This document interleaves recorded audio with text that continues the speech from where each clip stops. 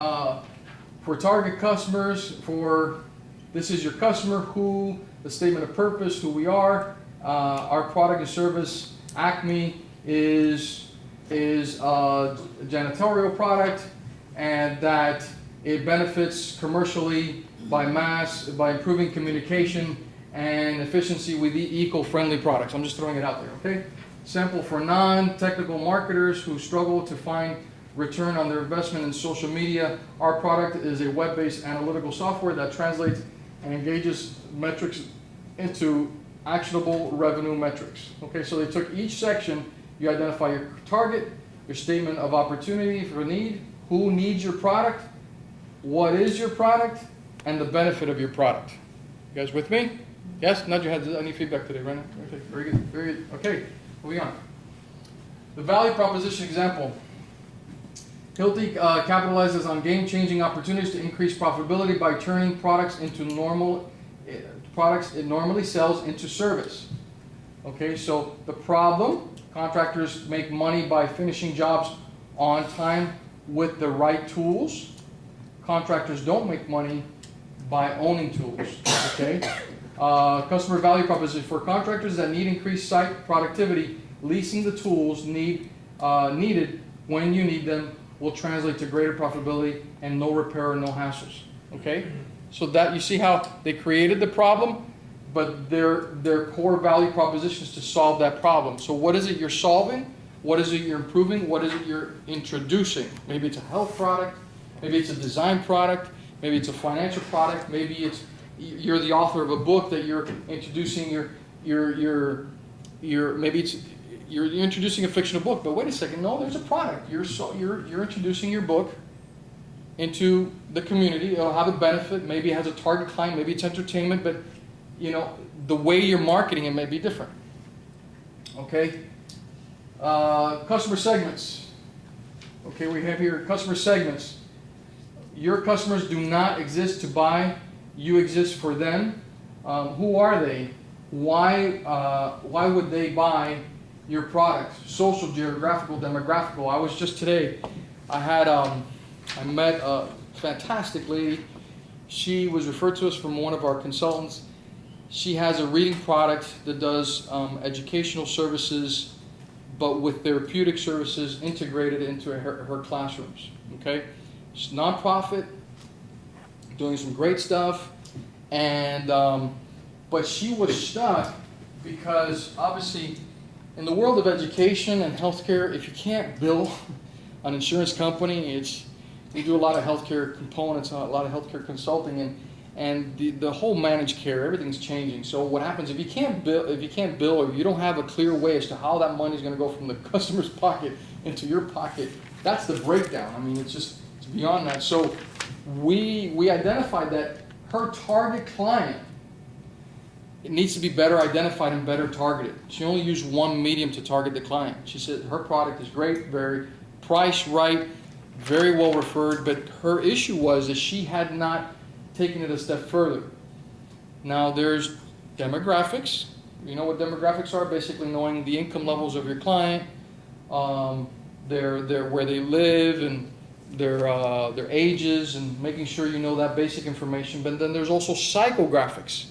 What's psychographics? Not that they're psychotic clients, but it's basically, it means that the people that buy your product, what is their lifestyle like to get to buy your product?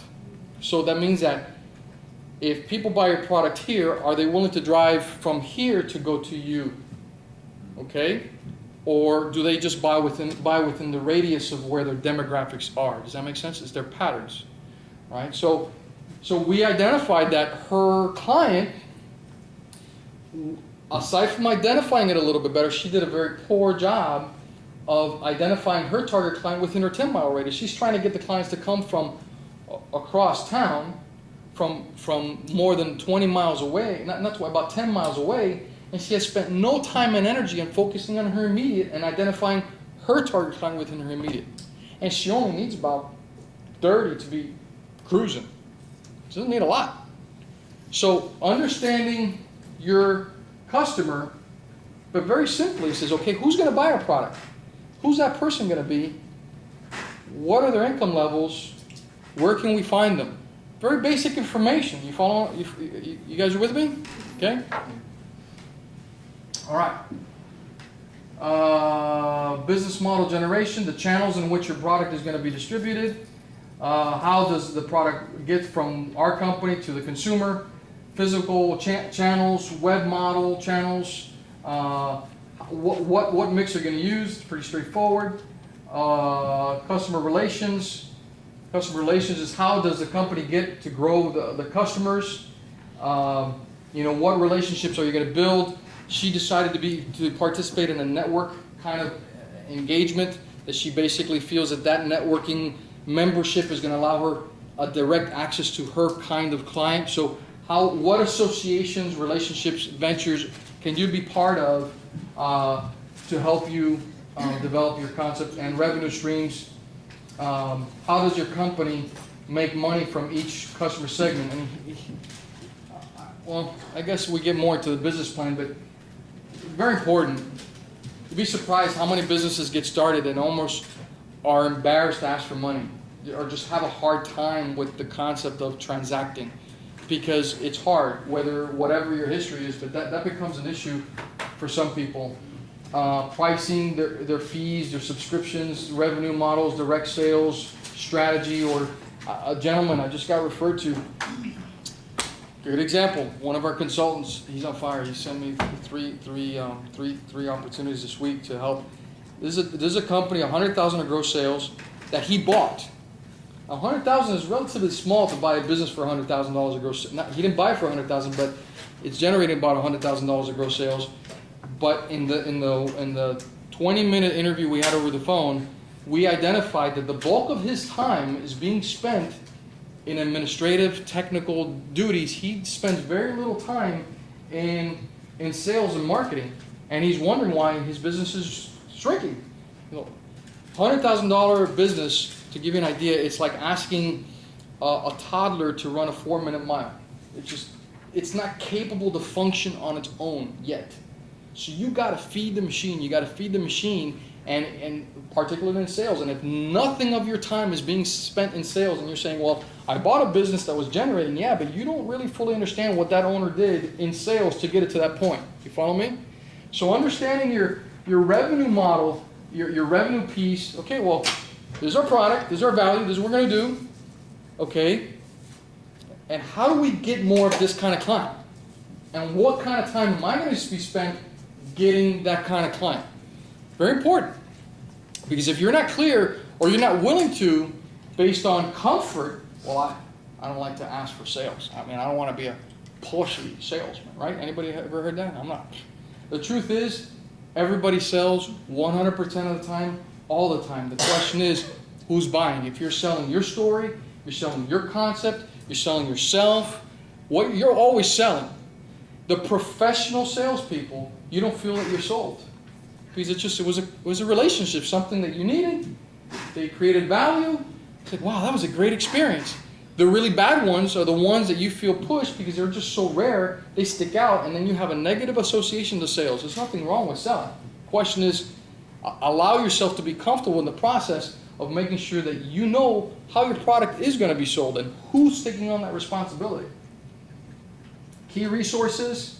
What are the most important assets required to make the business work?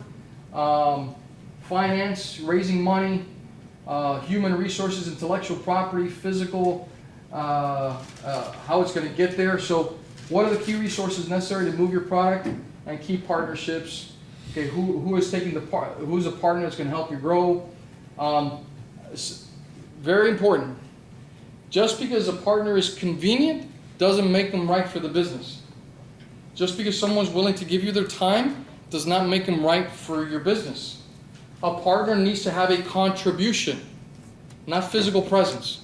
Okay, what is it that you know, who do you know, how do you know, what you know that's going to bring value to the venture and what you're taking on as a responsibility for that? Well, maybe you know money because you have money, right? That's valuable, okay? That's valuable. Now the question to you is, how valuable is it? Is it valuable enough to give up 50% or is it valuable enough just to give up 10%? Okay? So a partner needs to be valuable, not just someone just you hang out with. Sometimes they're your worst partners are your closest friends. Okay. Key activities, events that you're going to function, do, supply chain management, problem solving, construction, consulting, engineer, how you're going to produce, how's your product going to move, and cost structure, the basic costs of your business. What are the most important costs? What are the most important expenses? I'm going to get into this more, but just having an idea in your business model when you're doing it is very, very important. I'll get into it when I get into the financials. Okay, business model generation. So, customer discovery. Step 1: state your hypothesis, state your problem, state your solution, your pivot or process of your product. And you pretty much have the canvas of what is your business model. And those pieces, you could just put it on a piece of paper. It doesn't have to be so complicated. I gave you very elaborate copy. It could be one word that kind of describes what you do. Okay, but just to have the basics. Okay, what is my product? What is the value I create? Who's my customer? You know, what is the process of getting my customer? It might be the same thing. It might be you. It may not be. Maybe more. Maybe a team of people. But having an understanding of that as you get into your business plan is essential. Planning is, any questions there, business model? No? Yes? No? Maybe? So? Okay, moving on. I really want to get into the financials before I lose you, because that part I think is critical, and most people shun away from them because they feel, well, I'm not a numbers person. I go, well, if you use cash today, you're a numbers person. Now, my goal is just to show you how your business plan can help you increase your cash, all right? And so I want to get there, but stop me if you want me to elaborate. Planning is an unnatural process. It is much more fun to do something than the nice something. The nice thing about not planning is that failure comes as a complete surprise rather than being preceded by a period of worry and depression. It's pretty good, right? Sir John Harvey Jones. Okay. So this is the components of your business plan, which we touched on already. Executive summary. Okay. Executive summary. If there's anything I can implore you, now there's some projects that need somewhat of an elaborate executive summary, but do not make it more than a page if you can. Just keep it.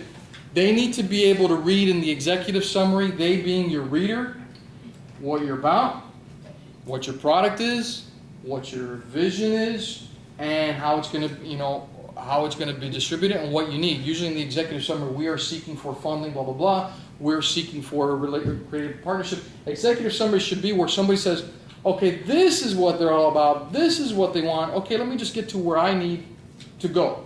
That's what happens in the underwriting world or the investor world. That should just encapsulate what you're about. It's not a historical view, and the market research will give you the historical view, all this. It's just something that encapsulates, gives enough information.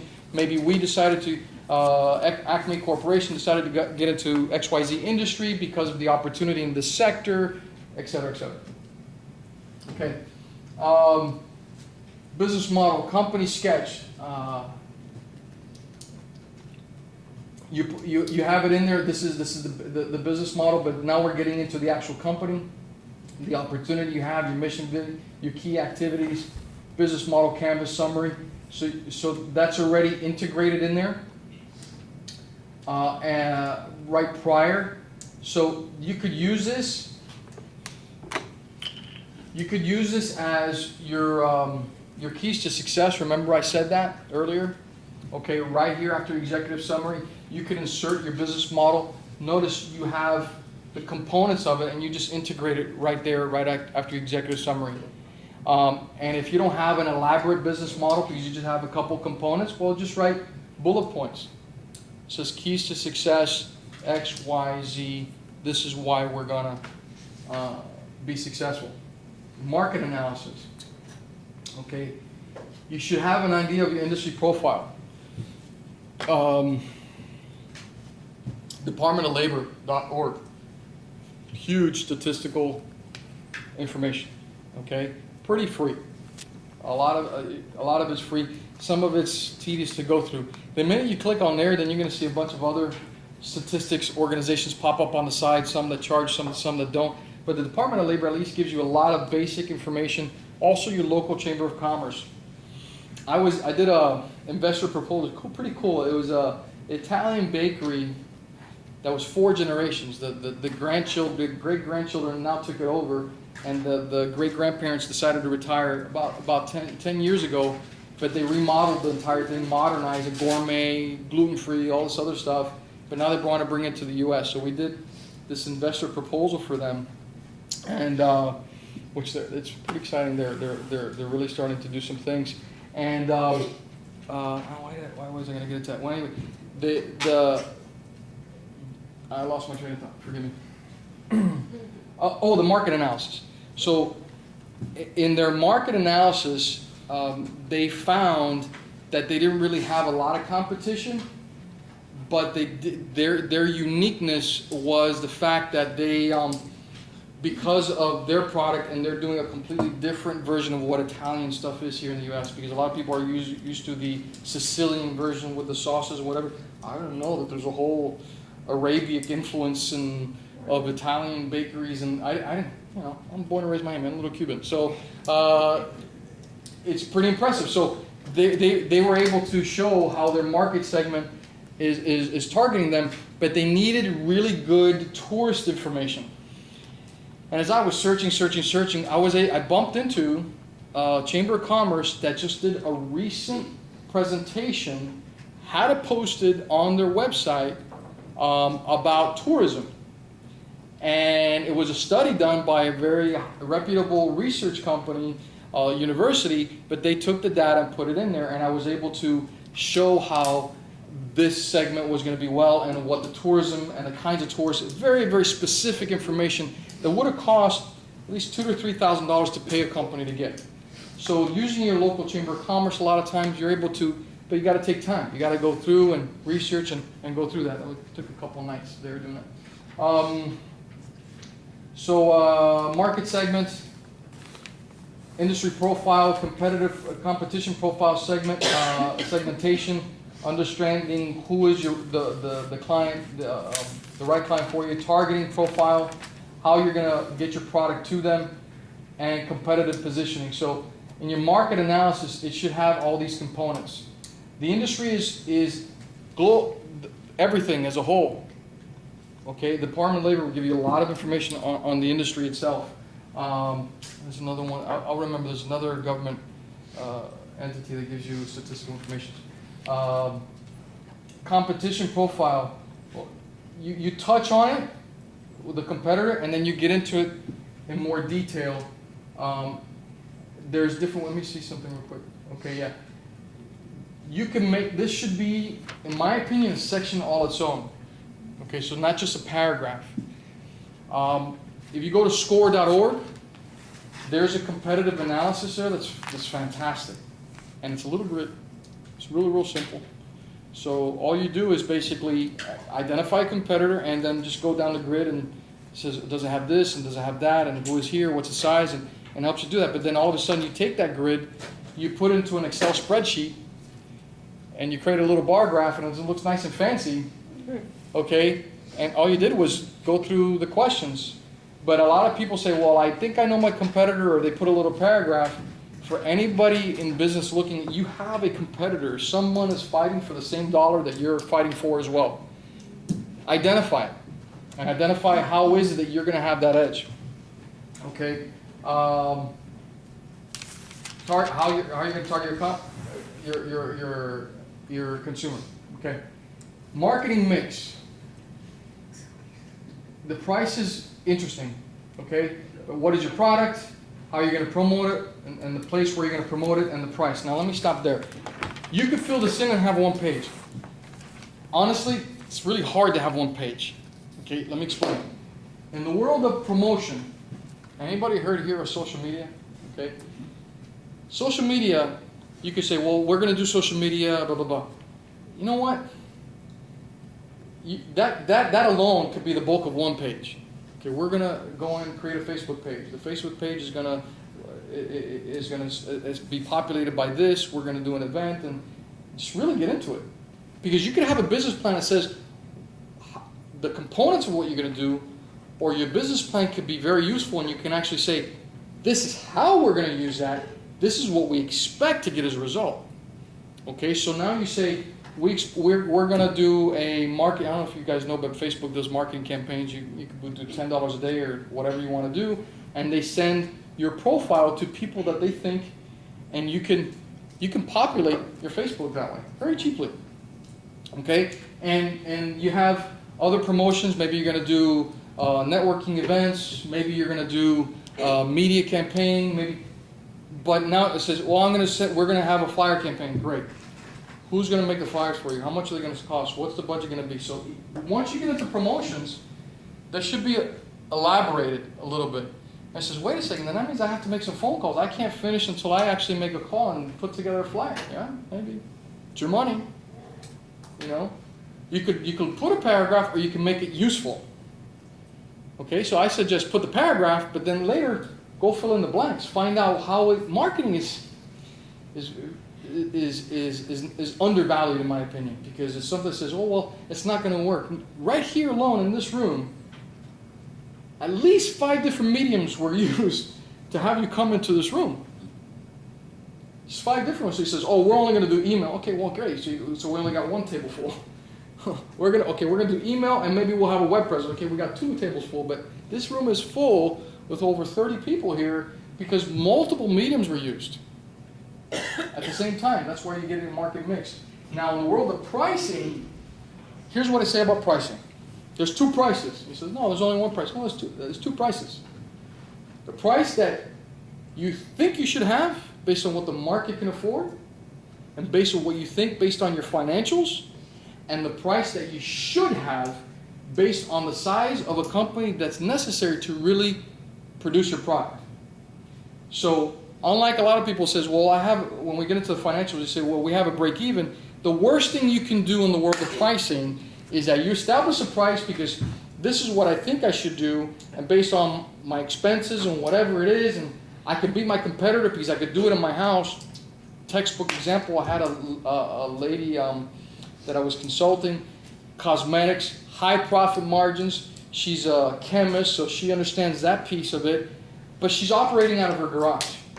So she has someone producing, she has some good contracts coming, and I told her, I said, where'd you come up with how'd you compare your prices? She says she just compared it to the market, what it can bear.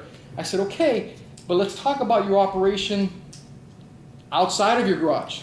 Let's talk about your operation in a warehouse with a lease, with workman's comp insurance. Let's talk about your operation where you have all these expenses. Is your price the right price still?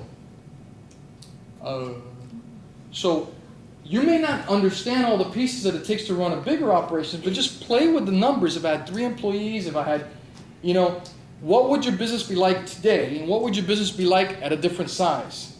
And does the price stay in the general power part? Because the last thing you want to do is alienate the clients that were loyal with you from the beginning because you had price X, and then later all of a sudden, 2 years down the road, you say, look guys, I just moved into a lease. I can't afford to do it at that price anymore. He said, wait, I've been your loyal customer for 3-4 years. Now I can't afford. Now you're the same price as XYZ. You see what I'm saying? So I always say in the world of pricing, okay, do 2 prices. The ones that you have now, see, if you're doing your financials well, your price you should see it in your financials change. But a lot of times people never get to the financials. That's why I'm saying you need 2 prices. But if you do your financials right, when I'm going to get into it, you should have at least 3 years into the future, and you'll see it there. But I'm putting in your mind that you need 2 prices. But the truth is, if you do that right, you'll see it not work. But a lot of people never get there. They just don't. They start here, they get to the text, they get to the all this part. When they get to the financials, they get to the startup costs and they stop. Okay? And really, it's your startup costs. I'll get into that. All right. Well, you guys are with me? Yes, no? Yes, yes, yes. Okay, move it. Yes. I have a question, but Thank you. I needed to drink some water. Please ask the question. it was on the competitor, the market analysis. For that, would you recommend some sort of like SWOT analysis for that FR? Repeat the question to me one more time. For the market analysis, for the competitor analysis? No. A SWOT analysis is used for your entity. A SWOT analysis is an analysis that uses your strengths, identifies your strengths, your weaknesses, your opportunities, and threats. Now, you could do that towards your competitors. So I guess I should say you can use it, but I think there's other components in addition to those 4 areas that are necessary. You need to look at the pricing structure, how they present their product. You know what I'm saying? You need a little bit more detail. We do SWOT analysis, and sometimes they're the basic ones, and sometimes they're much more elaborate once you're involved in the business. As you go along with the business, you identify new things. So my fear is that you get too involved in that and get stuck. I cannot implore you. Okay, now how can you get too stuck on it? Well, you do a SWOT, SWOT. What are my competitors' strengths? Blah, blah, blah. What are their weaknesses? Blah, blah, blah. Their opportunities? Blah, blah, blah. The threats. Well, I really don't know the threats because I'm not in the industry yet, so you're stuck. He says, let me get into that, and then you're trying to get into that area versus now moving into pricing, presentation, to other areas. I think it's a good start, but don't get too caught up with the SWOT. But it could still be useful to get started. Okay. Operating plan, product and service,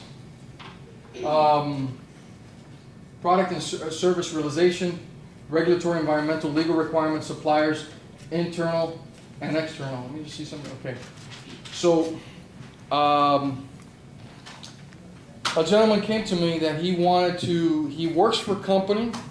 He wanted to establish a product on his own, the same product, but he wanted to leave the company. He said he was an engineer of it, so he just felt that he wasn't valued, so he wanted to do the product on his own. But what happened was, when he was talking to me, he really was not taking into account the regulatory, environmental, and legal requirements of his product. He was governed by OSHA, and he was governed by, I forget now, we identified 3 different entities that would regulate his product. So we actually found that they allow people to come in and check out your warehouse and do it for free and things like that. Really interesting things that OSHA does to help you get started. But once we started going into some of this, he backed away from it because he didn't realize that there was a governing body. So some products have governing bodies, some products do not. The question is, does yours have a governing body? And if so, how is it going to work with them? You need to identify that in advance, because the reality is, the last thing you need to do is have invested in sweat equity $10,000, had invested $10,000 of your father-in-law's money, and other investors, or maybe took out money from your credit cards, which I don't endorse, okay? And then have somebody knock on your door and say, hey, did you get this certification? He says, no, I didn't. Well, guess what? You got to fine all the transactions from day one or whatever, You need to know who's your governing body. What's that? What's that? How do you know? You talk to your local, your state, and your product, and you ask them if there's a governing body. You go to the Department of Finance, Department of Regulation, and that's where you start. Or the Federal Trade Commission, the FTC website. You go in there and just get lost in the FTC website. Okay. Federal Trade Commission, FTC. Suppliers, okay, internal and external environment, okay. Management organization, how is it going to be run? Well, I'm going to be wearing sales, and I'm going to be operating, and I'm going to be doing this, or my partner's going to be doing this, and I'm going to be doing that. If there's one thing I can say about partnerships, just as enthusiastic as you go into them, make sure you have a plan that agrees how you get out of them. Because everything's good when no money's being transacted, but the minute money's being transacted, it's amazing how things are no longer the same, or somebody's not pulling their weight. Textbook. 3 partners go into case management. Okay, case management. I don't know if you guys know in the world of social work, but when people have services, or when mental health or physical issues, sometimes you're assigned a case manager. This was a case management organization that they would get referrals from hospitals and different facilities, and they would resource services to the patient or client. They're different things. Now, 3 partners went into that. One is not holding their own. They're sitting pretty and don't even care because they know that it's operating on an automatic system, and the other 2 partners are furious. Okay? You say, well, it's not going to happen. be surprised. Things change. People change. Are you ready going into the relationship, and are you ready to get out of the relationship? So part of your management team, welcome. Part of your management team is real simple. Is do you have who's advising you? Okay, who's helping you make decisions? Maybe you have someone that's establishing their business. One of the biggest things in the world of management, oops, okay, we'll get into that now. In the world of management is not so much how you're going to do your product, it's knowing when you're going to stop doing a piece of the administration. When is it that I outsource this piece? When is it that I have someone else do that piece? When is it that I bring on an internal bookkeeper? So my bookkeeping is now monthly instead of annually. Happens all the time. I see businesses all the time that they've been running for 1-2 years. They haven't filed their tax returns in 2 years, okay, and they're still thinking that they're profitable. Really, how do you know? Now, once you file your taxes, you see how you were profitable that year, but let me ask you something. Could you have made a different decision about managing your money if you knew the profitability of January, if you knew it in March? You see what I'm saying? Because you got 1 month behind because you got the statements you got to be finished, and then maybe your bookkeeper, if they're not on site, it might take another month to give you the numbers. So the numbers can sometimes be about 60 days behind. So would it benefit you in making decisions if you had your numbers 2 months after the month closed versus waiting not the end of the year, 3 months into the new year? Right? Just wait a second, but that's, how am I going to know that? Well, somebody has to do that. Somebody, CPAs can do it, some do it. Sometimes you just need an accountant to do it. You don't need a full-fledged CPA to do it. Okay? To manage your costs a little bit. She says, well, that's something I don't want to pay money on. Okay, well, you need to think about that. Right now, it's funny, these guys think that they're tricking me, but I just kind of laugh. These two gentlemen, that they have an $8 million gross sale company. They asked me to come on and do a proposal. So we identified a bunch of areas that are deficit, but we had an initial interview. You don't find out until a couple of interviews in everything that they're dealing with. Get this. These gentlemen, very bright guys, but what we found was that they were doing everything. One was doing sales and one was doing invoicing.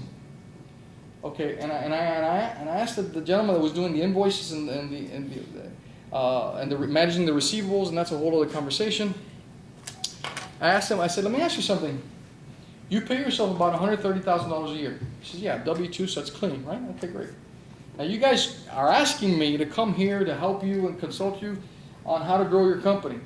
He says, yeah, because you're stuck. For the past 3 years, you've kind of been flat at about $8 million. Okay, great. Now, how much, that comes out to be 100 and something, I think we figured out $190 an hour. I said, you tell me, would you ever pay a bookkeeper $190 an hour? What do you think this is? He says, no. I said, well, that's what you're doing now.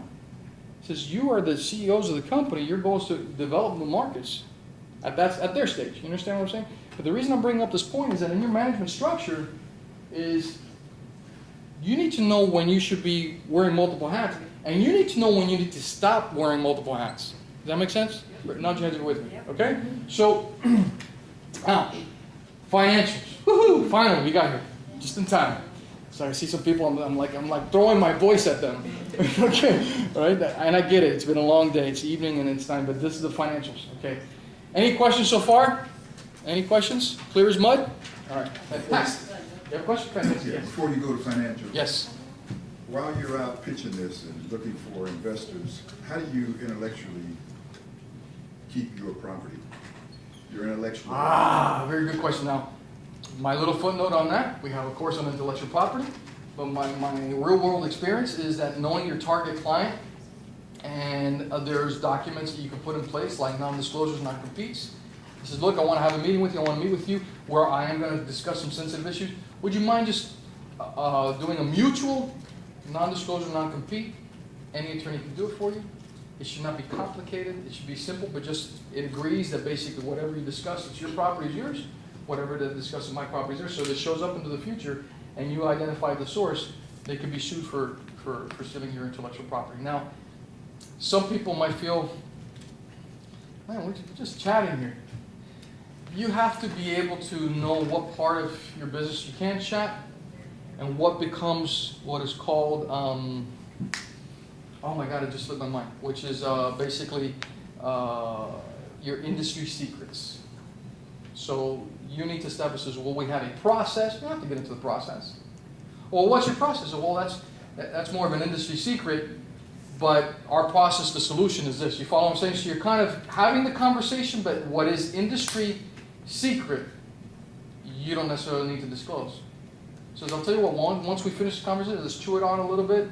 I had a gentleman, an investor we work with. It's funny, we bumped into things all the time when we presented. We have a pool of investors, and he basically said, Miguel, exactly what does your company do? Because he doesn't know that piece. I just present him, and he kind of moves on.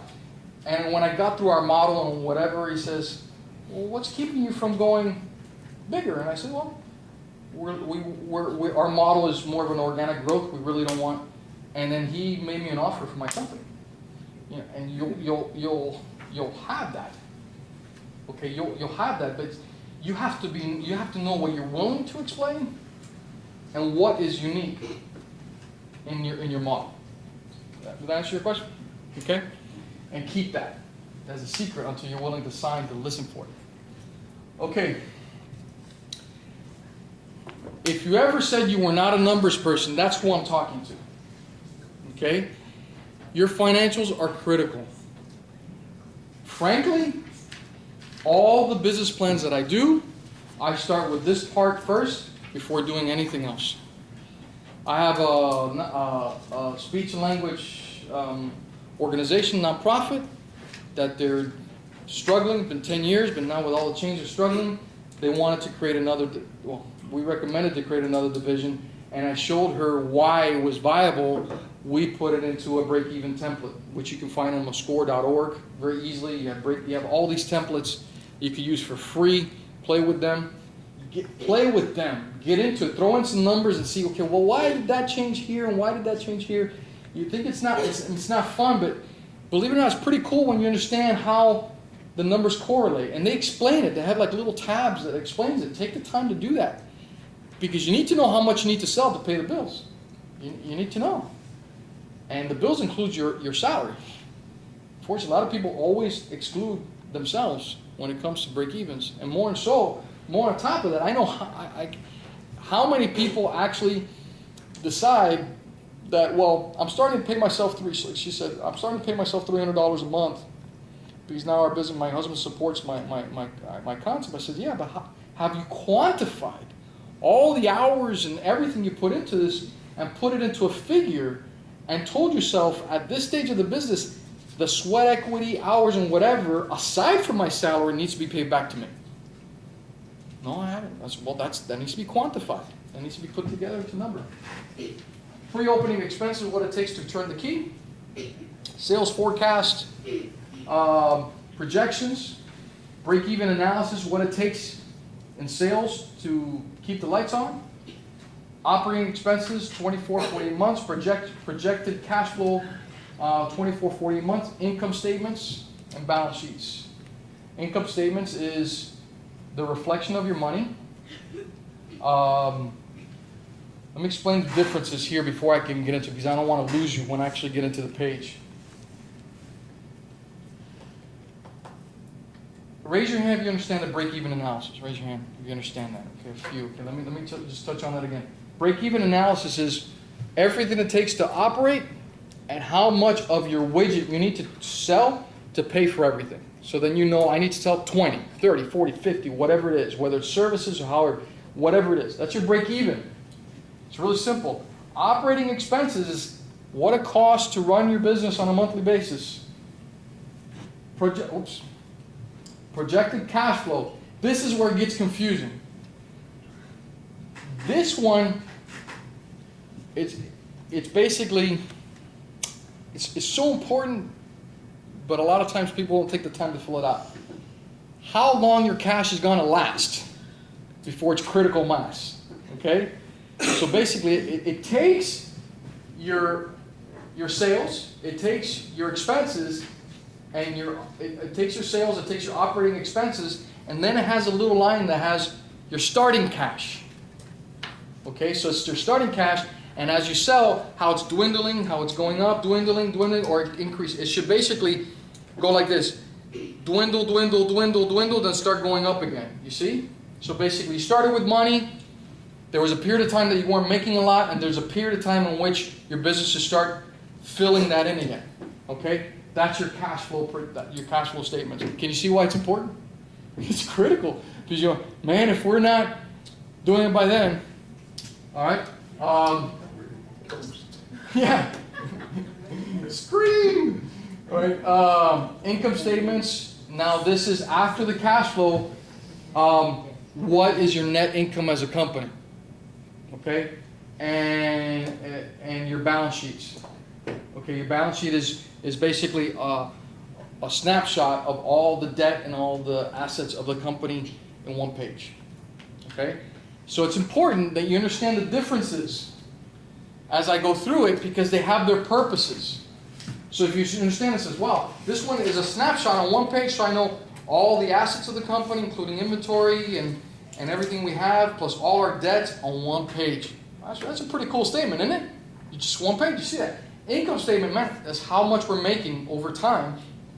Projected cash flow, how long our cash is going to last, and the management of our cash, because maybe your business is seasonal. So you start with cash, and then you go through a dry spell, and then the season comes back, and it's important to know your cash, or at least plan for it.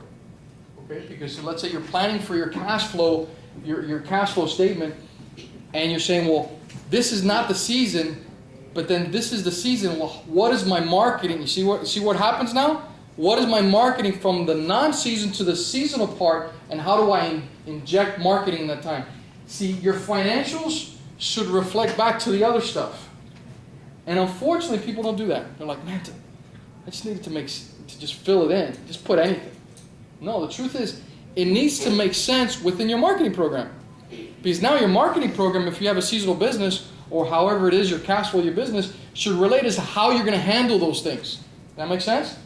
So we're going to handle marketing here. This is what we're going to do in seasonal, and from months this to this is the marketing we're going to do. We're going to have additional money injected. You follow me?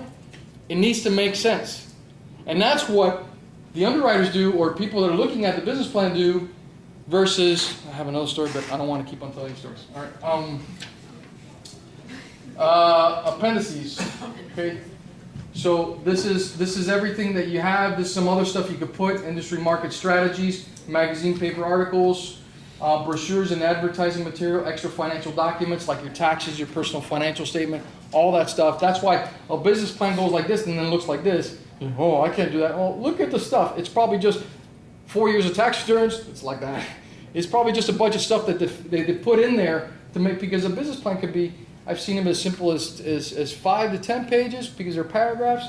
Then they get more elaborate. They get into the 20s and 30 pages. But very quickly, if you guys go through the areas and that I share with you, you can fill in a few pages. All you did is because you identified who's going to provide the service, how much they're going to do it for you. Before you know it, you're filling in. It's not about how thick it is. It's how easy it is to understand. Does that make sense? I really want you guys to drive that home. The reader needs to be able to understand it. Use simple words. Use basic concepts. Make sure that people can read it. Not necessarily fancy. It's not for a professor to give you a grade. It's for the reader, whoever is intended to get the information you're trying to translate. All right. Okay. I want to get into, I'm going to actually show you some financials now. Okay. This is on the SCORE.org website. Okay. They actually have, I like to teach off of this, but they've simplified it. Okay, let me explain. This used to be a downloadable version. You're not going to see this anymore. You're going to see a question. Well, what is this? What is this? What is this? And then they do it for you. It's super, super simple. Okay, and then they populate this for you. But I like this version to teach because you kind of see the whole thing. Okay, so this is your startup expenses. Real estate, buildings, okay, leasehold improvements, equipment, furniture. So everything here, notice they have a certain amount of depreciation, operating capital, pre-opening salaries, You know, maybe you have a restaurant, you need to train people before, you need to know how much it's gonna cost to train them, okay? It's like George just popped in my mind once. All right. Prepaid insurance premiums, legal accounting fees, all this basic stuff. You have an idea what that is, and then it's gonna quantify a total. Here's what I love about this. Okay, let me put it up so high so you can see. It forces you, what is your owner injection and outside investors separately, loans, okay? Because it forces you to separate it. You need to know what monies you're working with that are not yours. Now, this is my little added, when it comes to money. I'm no one to tell you not to use your personal credit cards, but I have seen enough damage done to people in their houses by using their personal credit cards to fund the business, and also using their own personal homes equity to fund businesses. Now, is that to say that you cannot be successful? No. I really don't want you to hear me. But there's other sources of funding that you can attain that may not necessarily be putting yourself and your personal stuff at risk. Yes? Well, what about the situations where you're not able to get any other additional sources of financing from traditional banks because you don't have, you're not a business owner, or you don't have a history with a particular bank? And I know that they're micro-lending institutions, but they also have requirements, and if you don't fulfill any of these requirements that you want to start your business, how are you supposed to do that if you can't use credit cards which you get in your name, or the equity on your home? That's a good question. There's still alternatives for startup capital. I know there's several. I know organizations that with a 700 credit score, you can get up to, with a 700 or above, you can qualify for over $100,000 to $200,000 line of credit without having financials. Now, those are very unique, very hard to get. I'm very clear on that. So, but my only point is this: putting effort, and there we have workshops on business funding. Okay, that's Right. which I kind of think that's why Marshall picked up the They have brochure. one called Sourcing Capital to Grow, Start or Grow Your Business. Right.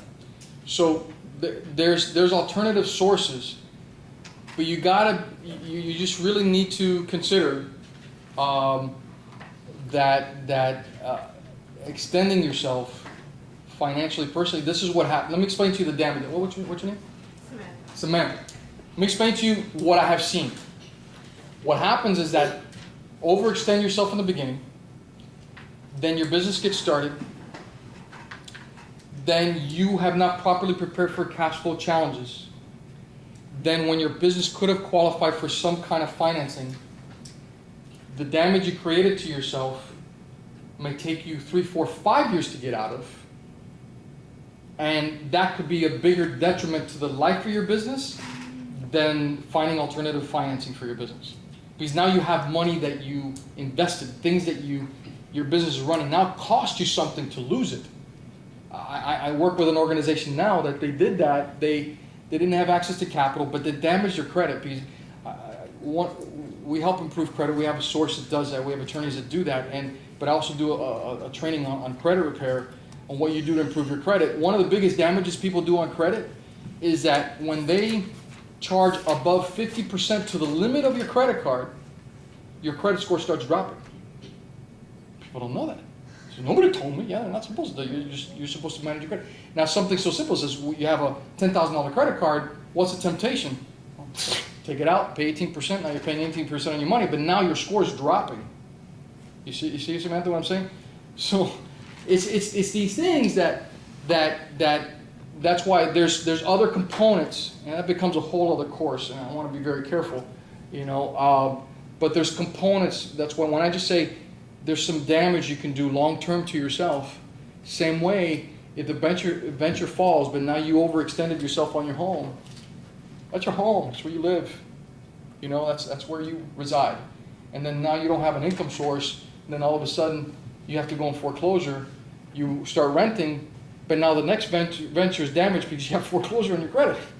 You see what I'm saying? So the venture needs to be able to find a way, but I understand. The SBA is very good about helping in with startup capital, micro lenders in certain aspects. But that's why spending time on knowing where your capital is going to come from, you're saying, but it's keeping me from starting. Well, it's worth the effort. I've seen too much. I cannot tell you the countless of businesses I see stuck because now they're ready to grow, but we spend years, 18 months on fixing their accounting, fixing their credit, negotiating debt because they're not ready because they did all this massive damage in the beginning. Make sense? Okay. But again, I say, it's been done before, and some people have been able to successfully do that. So that's my little, yeah. Did you have a date, Marshall, that you want to say? I just want to mention, there is an organization called Acción USA. Yeah. For startups. Acción USA. It's linked with the Small Business Administration, and you can go online. They're located in, or you can call our office, the SCORE office. We'll give you the phone number, and you can call. And they require to prepare a business plan. Yeah. But they also, I think, also give you courses in helping you with the. They also they fund as low as credit scores as 575. So they do low score They go funding. from like 500 to 50,000 is the range. Yeah, yeah. So, They also, but then at the same time, they don't fund if you have $3,000 of debt, like in accounts and collections. You know, so again, but it is a good. So Partners of Self-Employment is an SBA organization that they do funding for micro lending as well. They have Flex Partners of Self-Employment, which is another one very good. Those are the two SBA sources. You had a question back there? So how do you spell Acción? Acción, A-C-C-I-O-N. ACCION. Acción, it's action in Spanish. Acción. All right, moving on. So we have startup.